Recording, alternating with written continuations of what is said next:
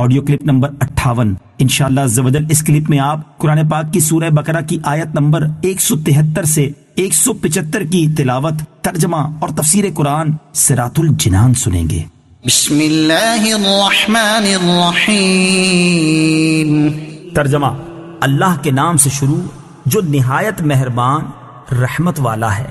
انما حرم علیکم المیتۃ والدم ولحم الخنزیر وما اہل به لغیر اللہ فمن اضطر غیر باغ ولا عاد فلا اثم علیہ ان اللہ غفور رحیم۔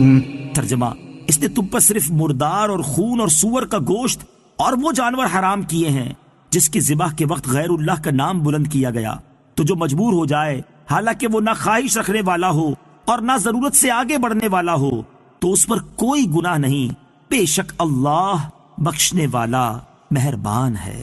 انما حرم علیکم، تم پر یہی حرام کیے۔ تفسیر صراط الجنان میں ہے، کفار نے چونکہ اپنی طرف سے بہت سے جانوروں کو حرام قرار دے رکھا تھا جن کا بیان سورہ مائدہ آیت نمبر 103 میں آئے گا، کفار کی اس حرکت پر فرمایا گیا کہ جن جانوروں کو تم نے حرام سمجھ رکھا ہے جیسے بحیرہ وغیرہ، وہ حرام نہیں، حرام صرف وہ ہیں جو ہم نے فرما دیے۔ یہی مضمون مزید تفصیل کے ساتھ سورہ مائدہ آیت نمبر 3 میں بھی موجود ہے۔ فمن اضطر، تو جو مجبور ہو جائے۔ تفسیر صراط الجنان میں ہے، مضطر یعنی مجبور جسے حرام چیزیں کھانا حلال ہے، وہ ہے جو حرام چیز کے کھانے پر مجبور ہو اور اس کو نہ کھانے سے جان چلی جانے کا خوف ہو اور کوئی حلال چیز موجود نہ ہو، خواہ بھوک یا غربت کی وجہ سے یہ حالت ہو، یا کوئی شخص حرام کے کھانے پر مجبور کرتا ہو اور نہ کھانے کی صورت میں جان کا اندیشہ ہو۔ ایسی حالت میں جان بچانے کے لیے حرام چیز کا قدر ضرورت یعنی اتنا کھا لینا جائز ہے کہ ہلاکت کا خوف نہ رہے، بلکہ اتنا کھانا فرض ہے۔ غفور الرحیم، بخشنے والا مہربان۔ تفسیر صراط الجنان میں ہے، حالت مجبوری میں حرام کھانے کی اجازت دینا اور اسے معاف رکھنا اللہ تعالیٰ کی کرم نوازی کی دلیل ہے، اس لیے آیت کے آخر میں مغفرت و رحمت والی صفات کا تذکرہ فرمایا۔ ان الذين يكتمون ما انزل الله من الكتاب ويشترون به ثمنا قليلا اولئك ما يأكلون في بطونهم الا النار ولا يكلمهم الله يوم القيامة ولا يزكيهم ولهم عذاب أليم۔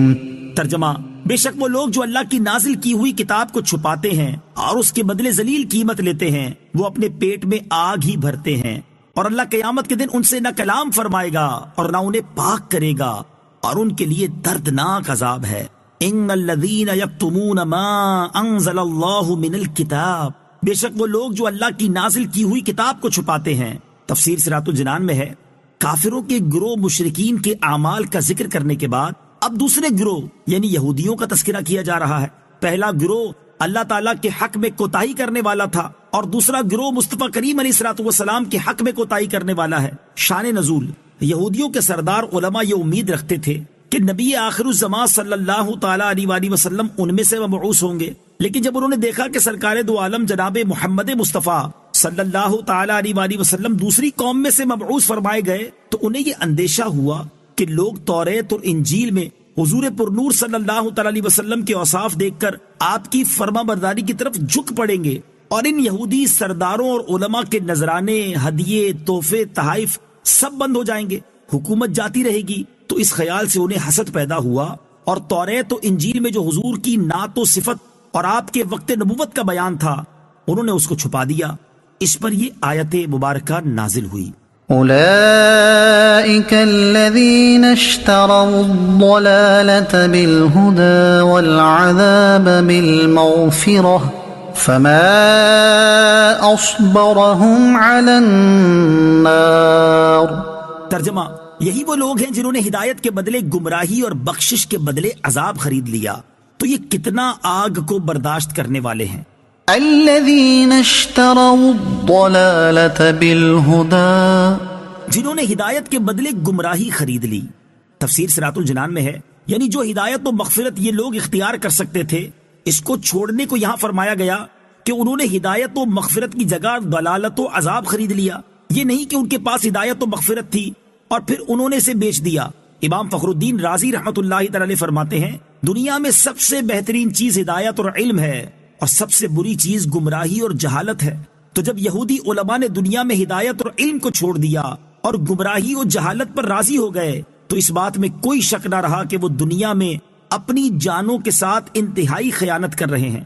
نیز آخرت میں سب سے بہترین چیز مغفرت ہے اور سب سے زیادہ نقصان دہ چیز عذاب ہے۔ تو جب انہوں نے مغفرت کو چھوڑ دیا اور عذاب پر راضی ہو گئے، تو بلا شبہ وہ آخرت میں انتہائی نقصان اٹھانے والے ہیں۔